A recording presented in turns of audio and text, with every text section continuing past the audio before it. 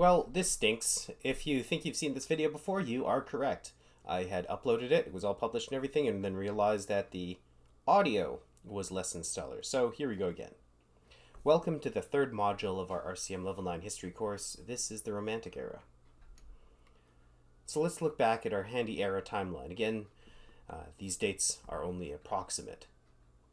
We've moved on from the Classical period, which went from 1750 to 1825, and as you can see on our screen, we have moved on to the Romantic period now, so 1825 to 1900. What's going on in the world during the musical Romantic period? 1830, Emily Dickinson is born in Massachusetts. 35, Darwin ventures to the Galapagos Islands.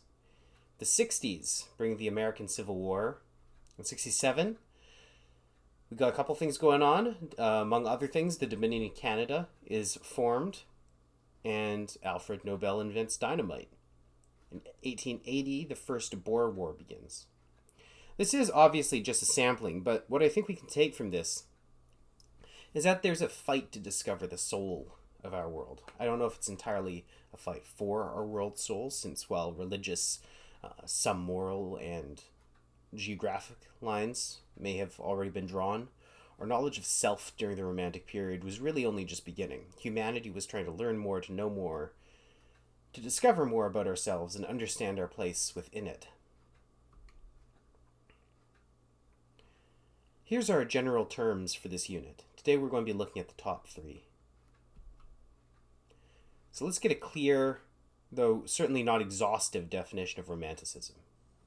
The origins of Romanticism can be traced to late 18th century literature that served as inspiration for art and music. Romanticism was a reaction against classicism and emphasized creative imagination and the expression of emotions. Now, a big element of the Romantic era is the emergence of program music. We've touched on programmatic music before, especially when we talked about Vivaldi, and program music is really the natural evolution of programmatic music. Programmatic music pushed a bit further. Program music was a significant trend in 19th century music, in which instrumental music had extra musical associations such as literary, poetic, or visual associations. Typically, a descriptive title identifies this connection, and some works even include a written text or program provided by the composer. We'll dive deep into this as we get into this unit. The final definition I want to cover today is chromatic harmony. I'm sure many of you already understand this, but it's good to solidify things before we move on. From the Greek word for color, chroma, chromatic harmony refers to the extensive use of notes outside the prevailing key signature.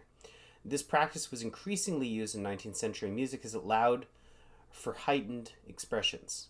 So this is the era where keys become less clear and textures become incredibly dense.